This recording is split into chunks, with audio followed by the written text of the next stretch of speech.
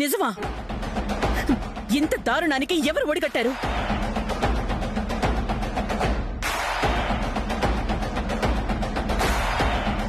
నా కొడుకు మీద ఎవరికంత కక్ష ఉంది?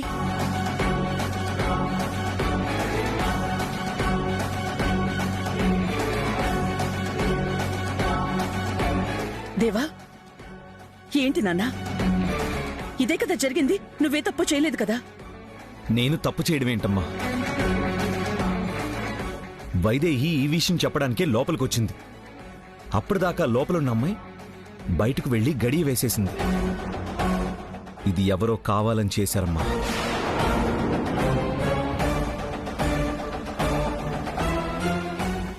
ఎవరో చెప్పు తమ్ముడు.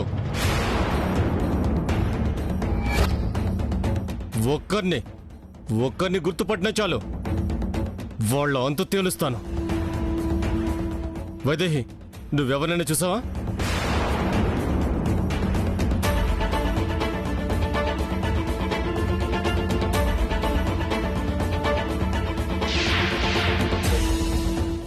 ఆ అమ్మాయి, అదిగో ఆ అమ్మాయిని చూశాను.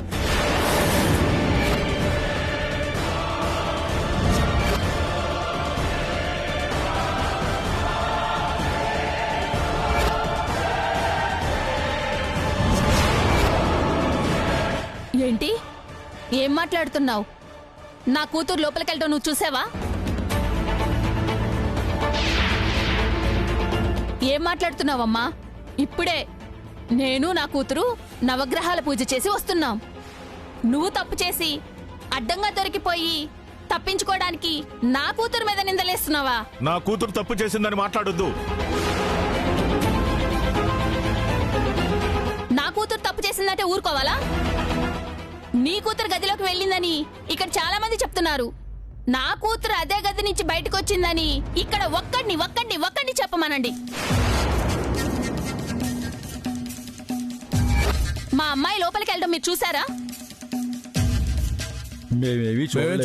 చూడలేదు.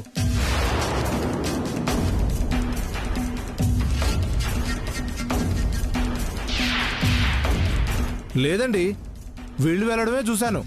మీ అమ్మాయి అయితే ఇక్కడ ఎక్కడా కనిపించలేదండి.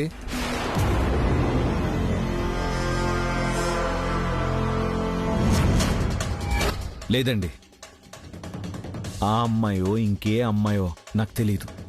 కానీ ఒక అమ్మాయి బయటకు వెళ్ళింది. ఎవరో పథకం ప్రకారమే చేశారు.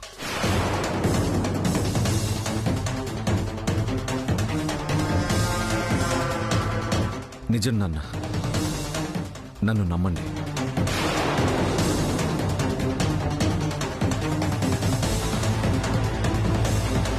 మాట్లాడవేన్రా? నా మనవడు ఎప్పుడైనా అబద్ధం చెప్పాడా? అయినా వీళ్ళిద్దరూ ఒకే ఇంట్లో ఉన్నారు కదా. తప్పు చెయ్యాలనే ఉద్దేశమే ఉంటే వీళ్ళకెక్కడ అవకాశం లేదు చెప్పు. చెప్పరా? అవునండి, మన కొడుకు తప్పు చేసే అవకాశాల కన్నా వీడికి అర్హత లేకుండా చేసే ప్రయత్నాలే ఎక్కువ ఉన్నాయి. అంతకు ముందే వాడి ప్రాణాలు తీయడానికి చూశారు కదా. ఇది కూడా వాళ్లే చేసుండొచ్చు కదా.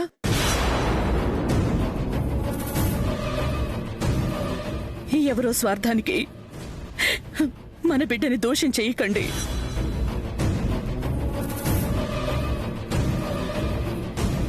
అవును నాన్న, అమ్మ చెప్పింది నిజమే. ప్రాణాలే తీయాలని చూసిన వాళ్ళు ఈ మాత్రం చేయలేరా? అయినా మన దేవాంశ్ ఎలాంటి తప్పు చేయడు నాన్న. ఈ విషయాన్ని ఇంతటితో వదిలేసి హోమం పూర్తి చేద్దాం రండి. దేవాంశ్, పద. వెళ్ళు బాబు. మీ వంశం మీద, నా పెంపకం మీద ఎవరు మచ్చ వేయాలని చూసినా అది వాళ్ళకే మరగ్గా మిగిలిపోతుంది. వెళ్ళు బాబు.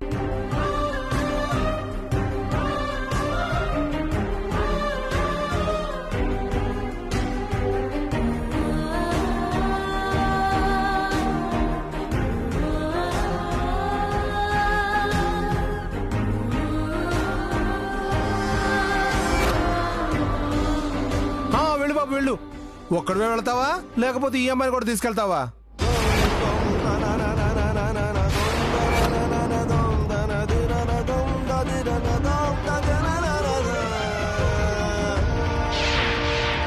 దశరథరామయ్య గారి కొడుకు కదా, నువ్వు ఏం చేసినా తప్పులేదు.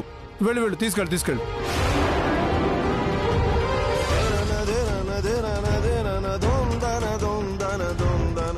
ఏం బాగుతున్నావురా?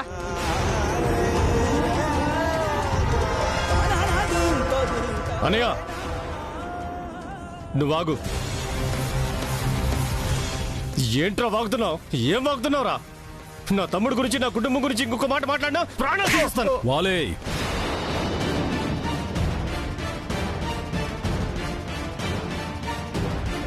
వదిలేయ్. ఎందుకు అడ్డుపడతారు? చంపనివ్వండి. ఈ పాపం ముందు ఈ పాపం ఎంత? దశరథరామయ్య గారు, మీరు గొప్పవారు, ఎంతో మందికి మేలు చేశారు, ఒప్పుకుంటాం. అలాగే ఎంతో మందికి న్యాయం చెప్పారు కదా, ఆ న్యాయం సాక్ష్యాధారాలను బట్టి చెప్పారా, లేదా ఆ కుటుంబానికి సంబంధించిన వాళ్ళు మా వాడు అమాయకుడు అంటే వదిలేశారా? లేదు కదా. మరి మీ అబ్బాయి విషయంలో కూడా అలాగే జరగారు కదా.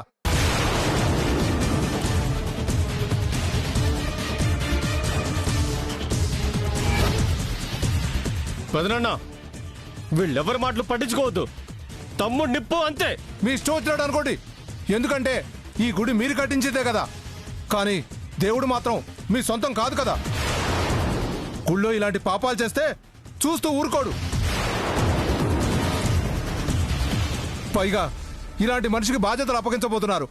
అది కూడా మీ ఇష్టమే అనుకోండి, కానీ ఒక్కసారి ఆలోచించండి, పెద్ద మనిషిగా ఆలోచించండి.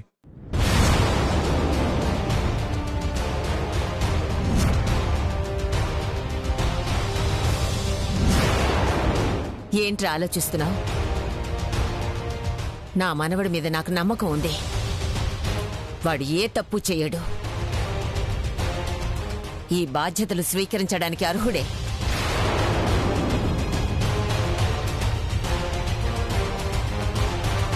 వైదేహి,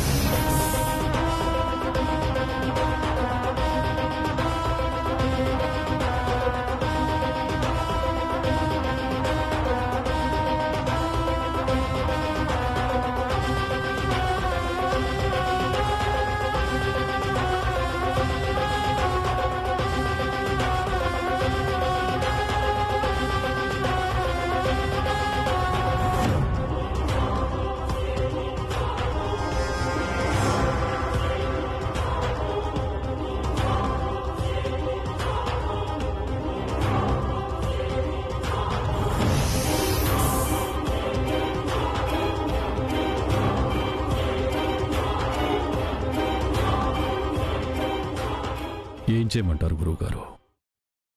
ఇంకొన్నాళ్లు నేనే బాధ్యతలు చూసుకోనా? వద్దు దశరథరామయ్య, ఈ బాధ్యతలు అనుకున్న ముహూర్తానికే వేరొకరికి అప్పగించాల్సిందే. ఆ క్షణం దాటితే ఎలా ఉంటుందో చెప్పలేం. గ్రహదశ బావులేదు, మారకదశ సంభవించే అవకాశం ఉంది.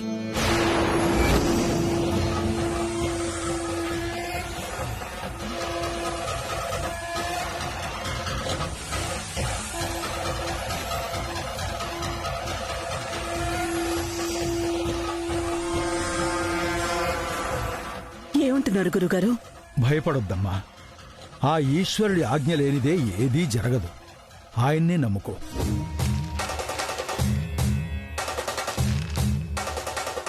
కానీ ఇప్పుడు ఈ బాధ్యతలు మోసే పరిస్థితి నీది కాదు. ఈ ముహూర్తం దాటనివ్వద్దు. తర్వాత ఏదీ నీ చేతిలో ఉండకపోవచ్చు.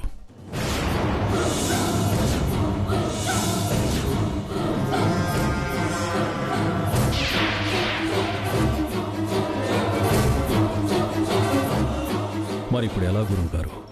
నా చిన్న కొడుకు అన్ని విధాలా సమర్థుడని వాడి చేతిలో బాధ్యత పెడదామనుకుంటే ఇంత పెద్ద నింద వాడి మీద పడింది. అదే నిజమైతే ఈ బాధ్యతలను తీసుకునే అర్హత వాడికి ఉండదు కదా. అలా జరిగిందనడానికి, అది నిజమనడానికి మన దగ్గర ఆధారాలేం లేవు కదా గురుగారు? నువ్వు చెప్పేది కూడా నిజమేనమ్మా.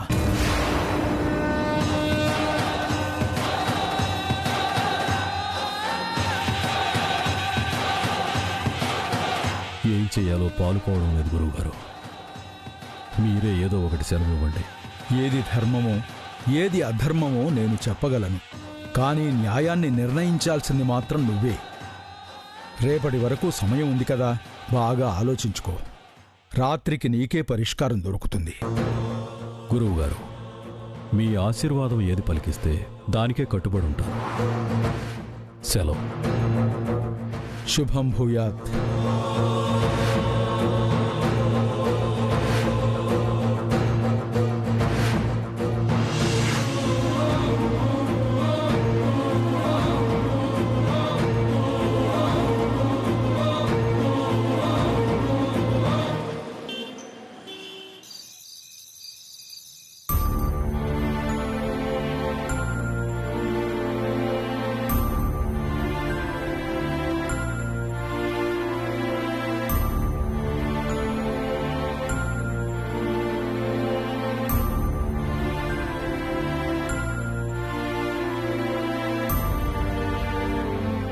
అమ్మా సియా,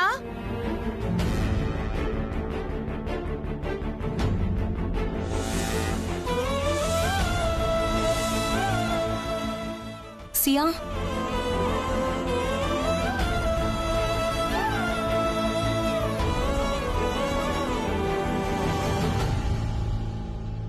వైదేహ్ ఎక్కడా? భోజనానికి రాలేదు.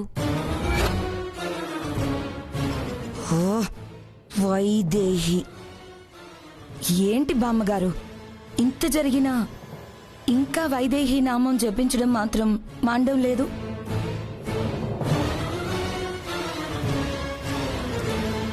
ఇప్పుడేమైంది? ఆ అమ్మాయి ఏం చేసింది? ఇంత జరిగాక కూడా ఇంకా ఏం చేసిందని అడుగుతున్నారేంటి బామ్మగారు? ఈరోజు ఇంత జరగడానికి వైదేహి కారణం కాదు.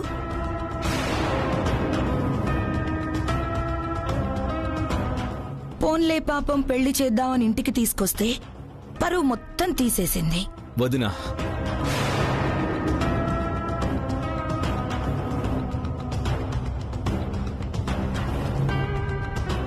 జరిగిన దాంట్లో వైదేహి తప్పేం లేదు. తన గురించి తప్పుగా మాట్లాడుతూ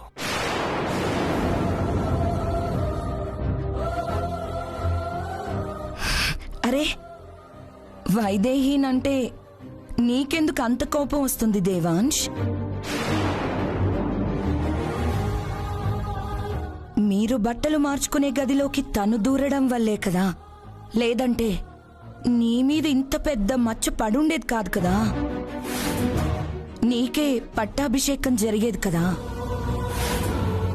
దీనంతటికీ కారణం వైదేహియే. చాలు వదినా,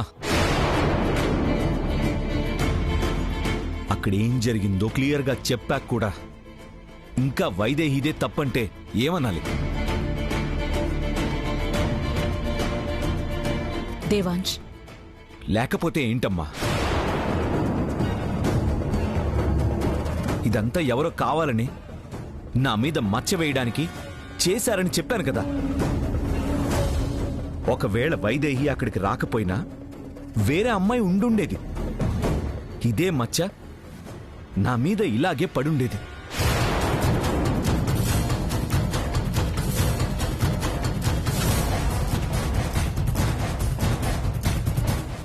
పాపం నన్ను కాపాడ్డానికి వచ్చి తను నింద మోస్తున్నందుకు జాలి పడాల్సింది పోయి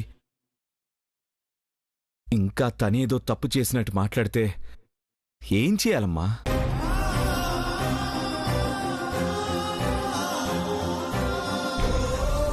చూడండి, నేను చెప్పింది మీరెవ్వరూ నమ్మకపోయినా పర్వాలేదు. నన్ను అనుమానించి నాకు పట్టాభిషేకం చేయకపోయినా పర్వాలేదు. కానీ ఒక అమ్మాయికురాలి గురించి తప్పుగా మాట్లాడితే మాత్రం ఊరుకునేది లేదు. దేవాంశ్, దేవా? నానా, దేవాంశ్,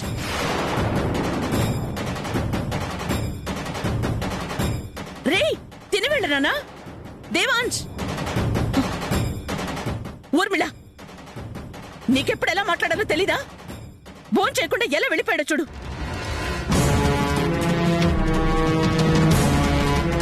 ఇప్పుడు నేనేమన్నానత్తయ్యా? కుటుంబం అన్నాక ఇంట్లో సమస్యల గురించి మాట్లాడుకోమా? పైగా ఇదేమన్నా మామూలు సమస్య? జరిగిన దానివల్ల దేవాంష్కి బాధ్యతలు తీసుకునే అర్హతే లేకుండా పోయింది.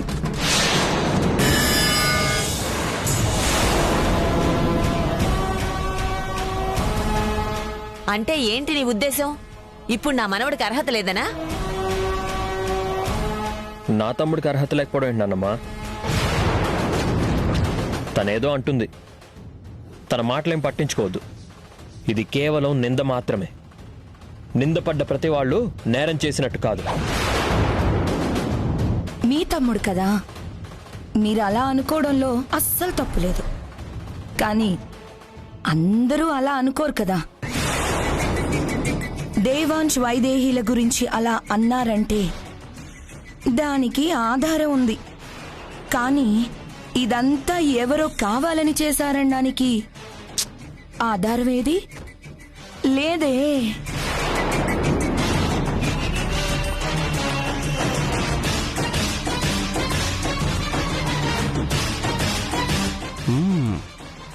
ఎరగదీస్తున్న బంగారం, పొరపాటున ఎక్కడ మళ్ళీ దేవాంష్కి పట్టాభిషేకం ఇస్తారోనని బాగానే ఇరికిస్తున్నావు. నైస్. సో ఆధారం లేదు కాబట్టి అందరి దృష్టిలో దేవాంశ్ వైదేహీలు తప్పు చేసినట్టే, దేవాంశ్ అర్హత కోల్పోయినట్టే.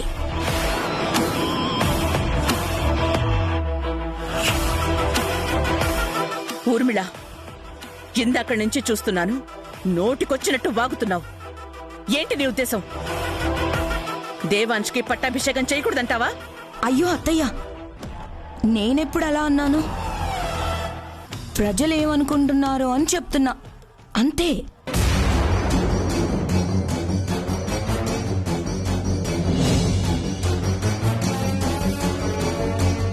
ఒక చాకలివాడు ఏదో వాగాడని రాముడు సీతని అడవుల్లో వదిలేశాడు అంటే రాముడికి సీత మీద నమ్మకం లేదా? ఉంది. కానీ రాజులకి తన నమ్మకాల కన్నా ప్రజల అభిప్రాయాలే ముఖ్యం.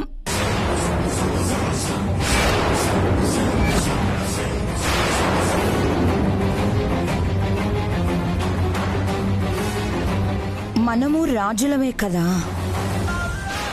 మనం కూడా ప్రజల అభిప్రాయాలకి విలువ ఇవ్వాలన్న ఉద్దేశంతో అన్నా.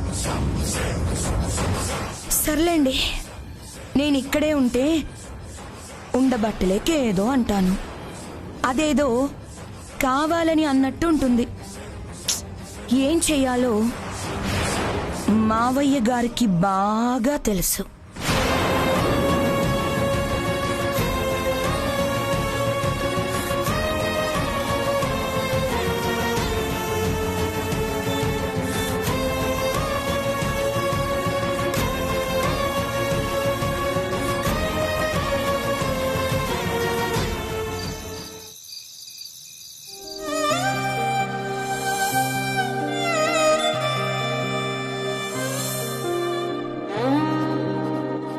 జరిగిన దానికి నేను కారణం కాకపోవచ్చు, కానీ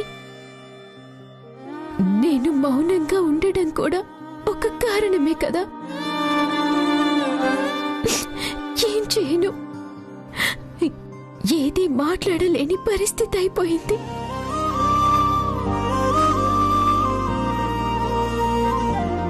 అయినా ఆయన ఏ తప్పు చేయలేదు అని నీకు తెలుసు కదా.